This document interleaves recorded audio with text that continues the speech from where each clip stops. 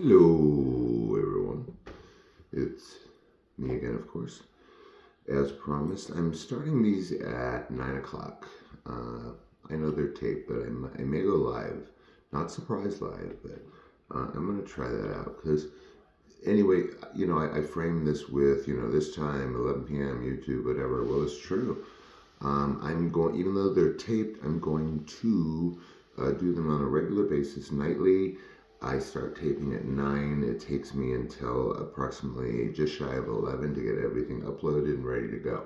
So, if you want to watch and be the first one at your water cooler at the office in the morning with all the dish or no dish, then you can watch at 11 Pacific Standard Time, which would be 1 o'clock on the East Coast. Otherwise, it will be on YouTube in perpetuity, so you can watch it 3 years from now if you want, except the live ones. Why does this keep jumping? Like, screen's like making weird jump. Anyway, so the nature of the show is completely off the top of the head, as you know. To the point where, first of all, I'm usually doing dishes, I keep saying, when I'm sort of like, okay, what am I going to talk about? And that's like an hour before the show, so it is unscripted. I try to think of something while I'm doing dishes or the laundry or whatever. Straighten me up. Boy, oh boy. So that's as scripted as it gets, as I might think of like, okay, I better think of like kind of what I'm going to talk about so I don't bore everyone to death. I'm also going to keep the shows at 30 minutes as best as I can, unless there's like some reason for like some 40-minute show.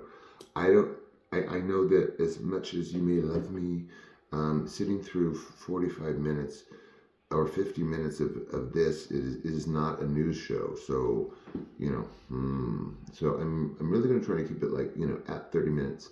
And I am only 10 minutes into it, so I think we can do this, especially with no lip syncing, which is pretty good actually, and no teasers. Because, like I said before, it's like, how ridiculous is it? 4-minute teaser for a 30-minute show, like 2 hours before it airs, and it's taped. So, I switched gears. I was actually like at the, doing the dishes. I was thinking, well, there's all these important connected issues, and all these other, important connected issues, and then I was going to go into like naming. I do that. I will be doing that. And the reason I'm not concerned about naming names, not like gratuitously or unwarranted, but I will be naming names, and there's names in my book already, big names, if you buy it. Actually, early on in the book, I said, names.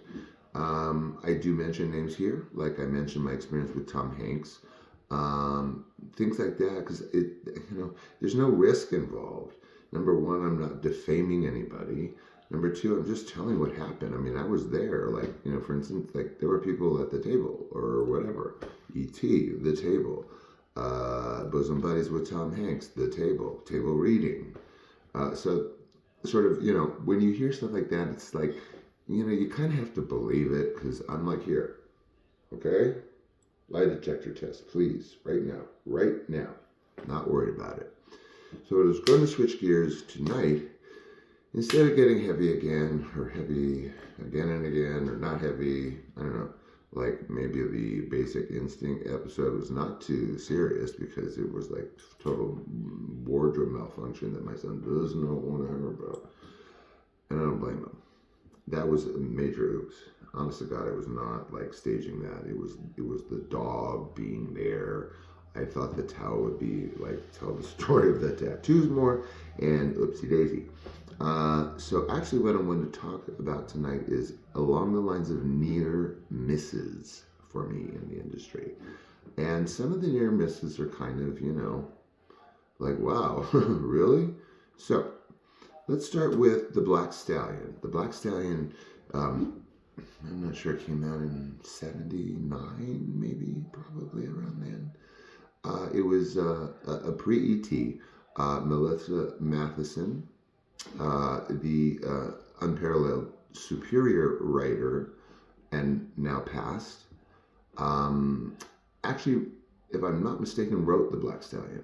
And she also told me on the set of ET once that some of the music that Maestro Williams used in the film was like, because he did the music also for Black Stallion, so she said there was some like intermingling of some parts of some songs or themes or riffs or whatever in the Black Stallion that made it into inspirational sort of riffs in some of the theme music of E.T. So Black Stallion, I was second runner up to Kelly Reno. And you only know that because you go through like 18,000 callbacks and they keep putting you with people that are kind of already in the movie, and then they want to see you like with this person. Well, what if he was her son? No, why don't we let's make him test 10 times to test this new actress, because we kind of want him, but now we don't kind of know if we want her, and then there's just like forever like cycle of like testing with each other and then going on tape and then rehearsing and testing. This is what happened on Black Stallion. I did make it to the final cut. I only know that because I did like literally 10 or 11 screen test rehearsals with Terry Garr, the beautiful, brilliant actress that has since passed. Terry Garr's been in everything, so I don't need to tell you about Terry Garr. If not, Google it. So I'm in the running, the usual thing of which I have explained: agent, interview, like on my average 2 to 4 times a week interviews, including commercial interviews, which is the big money. So one of these routine interviews was for the Black Stallion. The usual process: you go, you interview with a bunch of casting directors, and then you make it, to first call back, and then wow, your agent is like foaming at the mouth because you live for your agent to call you back after your every single audition to tell you their editorial through the operator game, which would mean the writer mentioned to the director something, and then the director mentioned it to some sort of intermediary to the casting director, and then the casting director gets the third-hand information from that entity, and then sort of, sits on it, stews on it, cooks it, whatever, and then gets it to you. So you're getting fifth-hand information, essentially maybe two-hand information about what kind of actor you are, because casting directors, I swear I'll get to the other things. Casting directors back in my day, and probably still, although they're more politically correct and appropriate about it, will literally tell your agent, you keep sending me Sean, and it's like, he has never knocked my socks off, is one of the casting directors I've known, because some of these casting directors I've known since when I was most popular, before E.T., which was from age 10 to 13. I worked quite often in television, movies of the week where there's a son, and then there's another son, and Elizabeth Montgomery, my surrogate mother in the industry, she chose me to play her son in a miniseries, and then right away chose me again to be her son in a acclaimed movie of the week called Act of Violence. I didn't have to audition. Of course, the first one I did. Second one, Act of Violence, basically I went to like her office and just sort of chit-chatted, and then suddenly I was booked. Because Elizabeth and I had, and this sounds like name dropping, Elizabeth Montgomery and I had a very intense relationship. We worked on 2 films. One was like 3 volumes of the miniseries in New Salem, which I think I mentioned I shot in New Salem, which was a period piece, along the lines of the Crucible period-ish. And so we did that film forever in Illinois, Springfield, Illinois, where New Salem is, not Salem, but they recreated Salem in Illinois, in Springfield, for some reason. It's the complete replication of Salem. It's called New Salem. Don't ask me why there is a place stuck in Springfield, Ohio called New Salem, which is replicating the New England New Salem of lore. Anyway, God, so where was I? Oh, right, so then she picked me again for Act of Violence. I don't know what to say. We had nicknames for each other. We hugged, we kissed. She asked about me. She wanted me for 2 movies, one of which was a miniseries. And I used to call her Maud the Malicious, and she used to call me Harold the Horrendous after the movie Harold and Maude. She was also had a very naughty sense of humor, and she was just a love. That actress, I think, is the most stellar and professional actress that has ever worked on television. But I'm biased. So back to Black Stallion. So then I'm in the running and the running and the running, and then it gets to the point where there's the screen test phase nightmares, where now they kind of are pretty sure they want you and maybe someone else, or you among three. But they've already picked the lead, who is going to be your mom, or they don't know of the three celebrities what they want as the mom, but now they kind of want you and another kid. This is how crazy making this can be. So I rehearse screen tested with Terry Garr maybe 7 times the same few scenes, because we're way beyond the interview part. Now they want to see several scenes, they want to see chemistry, and they want to sit there so it's going to pass muster.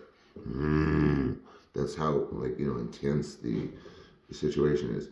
And so lovely Terry, and I can't get into how lovely she is and how funny she is and how warm she was. And she would have to cry in this scene over and over, but then when we would stop that rehearsal, so we would laugh, or we would have eye rolling moments or whatever, and then we had to rehearse again for the screen test, and then we had to rehearse.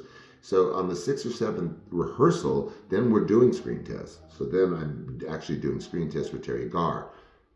Kelly Reno was doing the same thing, I would imagine, but on a different day or in a different week, so that they don't have fighter fish.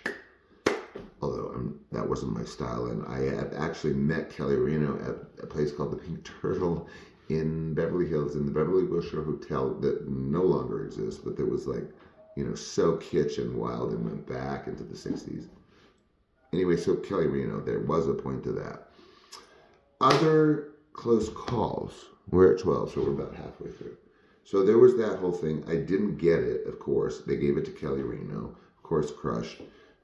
But, you've been doing it since you were 6. You're not that crushed, guys. I was a member of 3 trade unions by 6, and I was working in a tree holding a Mountain Dew saying Yahoo Mountain Dew at 6. So do the math. I quit right after I got married in 88 and continued in commercials, as I have said, for approximately another 2-year-ish, because I couldn't let go of that opportunity for that good money where I didn't have to do anything but eat cheese and smile. Basically, it's what commercials. Commercials. It's nice to have a character and to be a good actor or whatever, but it's really down to what your left nostril is not telling me. Why the cheese is not matching your eyelashes. I mean, it is so ludicrous and so random, beyond random. Ad agency people in commercials really only care about that bump on the upper right side of your forehead as much as they care about whether you are a good actor. Why? Because you are selling cheese. And remember to tell me the cheese commercial story. So hey, cheese. Anyway, very brief interjection. So you're selling cheese, right? And you're if you remember the story, you are suffering abuse, while you're trying to sell cheese. And everything is inappropriate because the cheese director I told you was telling about genitalia while he's trying to get a smile out of me. The ad agencies are there, but they are focused on your left nostril. Point being, all roads lead to money, guys. I'm not going to get political. I have, a few other notes here, but that whole scenario of looking at the left nostril seems so microcosmic, but it isn't. It's actually more macrocosmic in that whether it's an ad agency hyperventilating over the fact that your left nostril doesn't match the cheese or whatever, I don't know, or anything else, politics, your medicine, your doctor, your vet, Goodwill, anything. Politics, folks. If I had Three things to say innocuously right now, since I promised to not speak politics. Let me just say three words which sum up my whole everything, which of course I could go in 20 million directions, like kids do on TikTok at 20 years of age, but I'm 58. And that is all roads lead to money. So the three things that I suggest everyone remember always is follow the receipts. So you're really not sure, oh, I like this, but I don't know about this, or I don't, those policies, or whatever, or I've been watching C-SPAN and blah, blah, blah, blah. Guess what, kids? It's just my humble opinion. If you were to do and follow and look at every concern that you have, virtually, let's just say here, but in the world, if you follow the receipts, man, people need to have money to function, correct? Especially in, politics pay. So you kind of really need to figure, like what's going on by who's paying for what's going on, because the world revolves around money to a certain extent. So I don't subscribe to the certain extent part. So just remember that all roads lead to money. That's awful glib, and I don't really mean that. What I mean is follow the receipts. When in doubt, follow the receipts. If you don't know, follow the receipts. If you haven't brushed up on your history or your current events or your rage at current injustices, follow the receipts, guys. Where are they getting money to stand there or buy their shoes or the podium or influence, Congress, or who is in Congress or who is running for POTUS? Look at where their money is coming from, okay? Because they would not exist or be being squirrels and shiny objects in front of your face, because what they want to do is throw squirrels and shiny objects in your face like you know who. And the reason that some people are so hyper-focused on how terrible the orange blob is they want that, okay? And then I'll get to this. They want you to follow squirrels. They want you to follow shiny objects. Believe it or not, the more scandalous the blob gets, the more you are playing into them with how you react, and you are so enraged, and then you focus it on the orange blob, and then everything is like wanting to be whatevering with the orange blob and how horrible and scandalous the orange blob is. Well, yes, he can sign executive orders. He can defy the Supreme Court, but he is a Trojan horse, okay? He's a Trojan horse. Google it. He is a Trojan horse who is a shiny squirrel, and there's lots of people inside of the Trojan horse. But the Trojan horse is kind of dilapidated, but they kind of have to push it along because people like the Trojan horse, right? So they drag the Trojan horse all over the world pretending to be, being POTUS. And while people, I'm not saying you, but while people are following the squirrels and the shiny objects, which equals the blob, there is a lot of money going on behind the scenes, you guys. Even behind C-SPAN, even behind everything.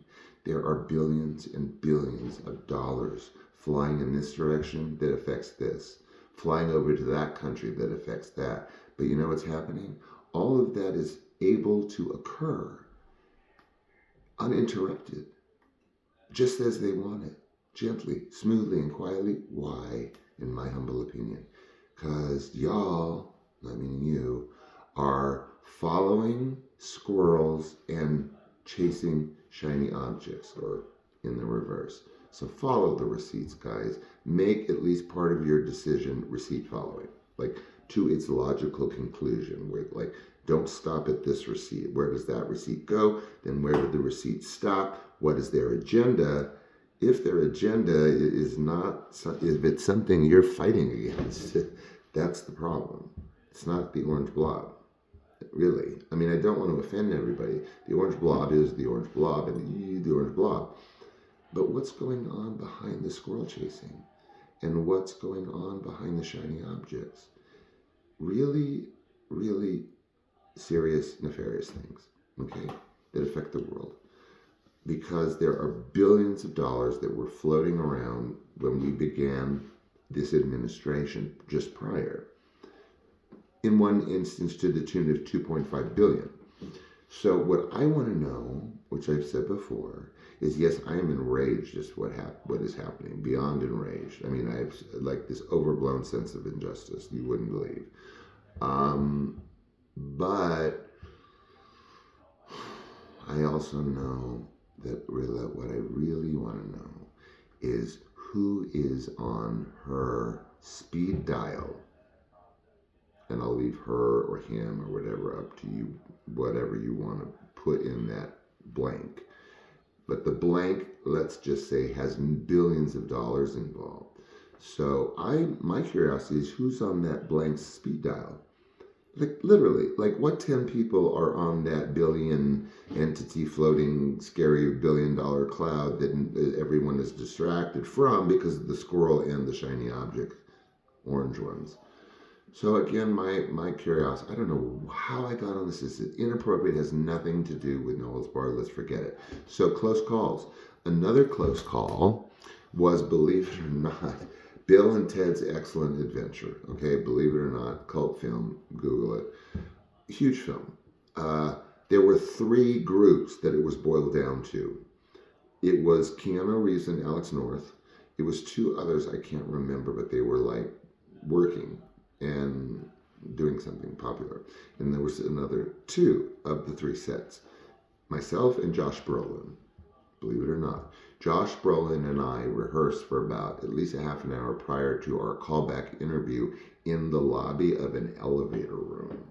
So there was the office, the door, and then the area, the antechamber before the elevators. So Josh Brolin and I like sat actually on the ground, like, backs to the wall and just running these lines all from the script of Bill and Ted's Excellent Adventure. Long story, we didn't get it. Josh is an amazing dude, at least he was back then. Great sense of humor, no ego, just, I don't know, a cool dude in my experience. And, we kind of knew that we weren't going to be like Bill and Ted because we just, you get an instinct, and then of course you see the other people at the callback and you're like, ooh, that's the hard part. You walk into a room not only with like all this competition, but like people that are your competition that you're like nice to. Which there's no reason not to be nice to them, but you're nice to them, but your eyes are saying, I'm gonna blow the world apart better than you are.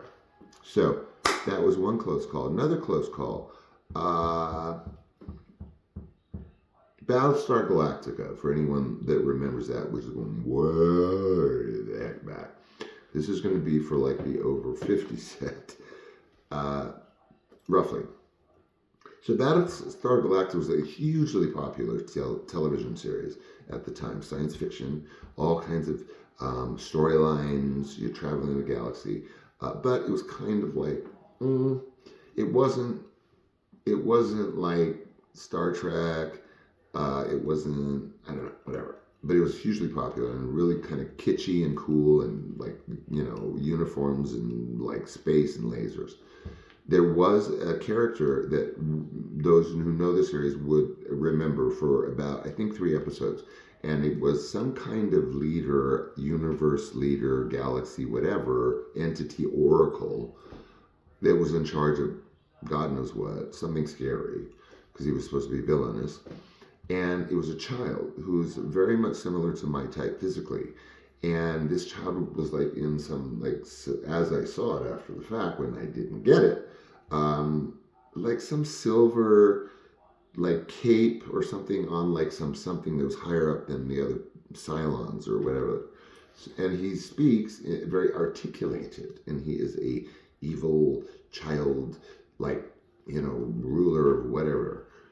So it was me and him, like way too long, me and him at this callback ring, me and him, like back and forth into the office, like very much like unusually like happening, like number of times in and out.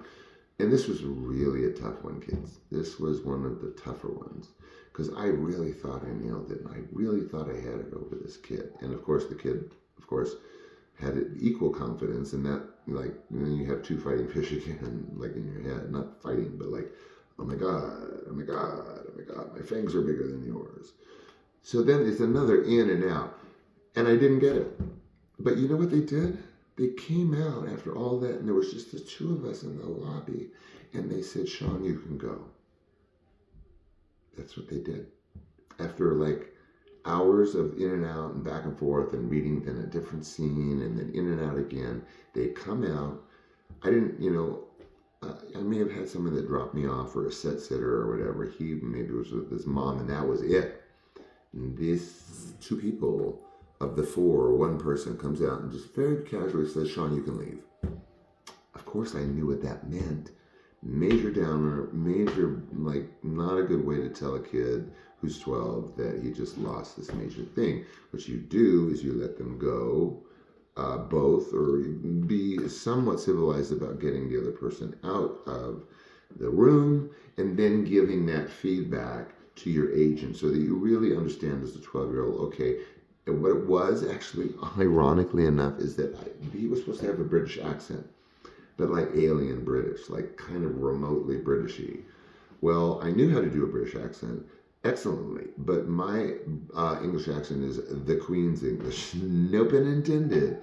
There is a thing called the Queen's English versus just an Irish accent, an English accent, a Cockney accent, Northern UK, Northern Ireland. So these are all things. I really only knew how to properly do the Queen's English. They wanted not Cockney, but they didn't want quite so articulated Queenie Englishy. Too proper, too articulated, I guess. And so they gave it to him. That was their excuse. And I actually, when I did see him, I think he was a better choice. Because his accent was not British. It was not overly articulated. It was remotely Western European-y, kind of very sort of erudite, civilized, kind of beyond his years, kind of articulated something or other. It was not British. So I get it. Maybe he did that perfect dialect that they perfectly wanted, and maybe he was a better actor than I was. He probably was, maybe. So there was that one. If you know about Battlestar Galactica, which actually is cool, okay, even if it's not, well, it wasn't me, obviously, but if it was that kid, it's very kitsch, and for sci-fi in the 70s, for a series, it's worth a watch. Last close call I'll leave you with is stage. Stage is the only thing that I miss about acting, working on stage. It makes no money. It's not a lot of things. However, for actors, for certain actors, and particularly for me, even having done E.T. and being wildly popular in like a little part of the 70s, there's something about working on stage. Ask Robert McNaughton, co-star of E.T., who is an acclaimed New York stage actor, very celebrated, top of his game, in a movie, starring in a movie. And don't get me started on that. The man is he's so well-rounded, and he went to an academy, I won't tell you, that is like, it's like saying you went to the Abbey Theater or whatever. And then whatever happened, and I don't want to talk about it. A little injustice feeling there out of nowhere, but something I have been thinking about in and out for 45 years, because I don't get it. I don't get why he doesn't have a Tony. I don't get why he doesn't have an Emmy. I don't get why he was, in my humble and very experienced opinion, the only actor that could do that Michael. I can think of 100 other actors that could do Michael, but only Robert could do that Michael that was required by Melissa and Stephen. And I can go into it, which I won't. We're at 28 minutes. Last one, which was also a killer for me. Yikes, man. It talked about how I love stage, right? I had done stage. I was in a wildly popular stage play in Los Angeles in the late 70s called Skyjack 76 on Tebby, which was a story of a horrifying hijacking that ended up in Uganda, in Africa, and then the IDF had to come in and shoot up the place and save the people. So I was in the first theatrical adaptation of that story. And it was wildly successful. I think it went 3 or 4 months at 2 different theaters in Los Angeles. Loved it. Oh man, I'd trade that experience. I wouldn't trade it. So I was experienced in theater, and several other things, and then I had this wild other theaters in just prior to my marriage, where I starred in another stage play in Hollywood. But the stage part comes in that there was a very famous film called On Golden Pond. But that On Golden Pond, Jane Fonda working with her father, Henry Fonda, Katharine Hepburn, Oscar potential all over the place. It did win something. It may have won Best Picture. There was lots of noms. So when it came from Broadway to Los Angeles, before it was a movie, it was hugely successful production in Los Angeles, because they either start in summer stock in New England, go to Broadway, or they don't go off Broadway. They test it out in New England, they go to Broadway.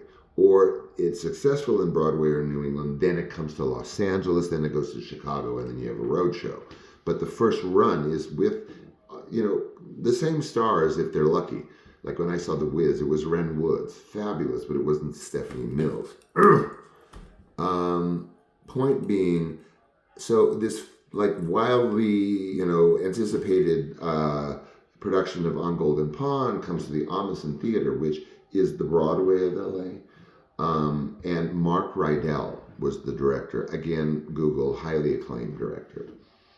So it was down to me and Brad Savage. Not really, because I wasn't really in the running. Brad Savage was, again, a wildly successful go-to kid actor of many there. Seems like there were thousands at the time. But he was definitely a working actor. His mother was also a wildly successful agent. He was a wildly successful actor. She was a wildly successful agent. Anyway, so he was to star in On Golden Pond in its debut in Los Angeles. 79 maybe. And they loved me. And I loved the idea, and I loved the script, and he loved me in it, Mark Rydell. He told me. But he said, Sean, Brad Savage is, Brad Savage, and I want you to do this, but I'll have to offer you the understudy.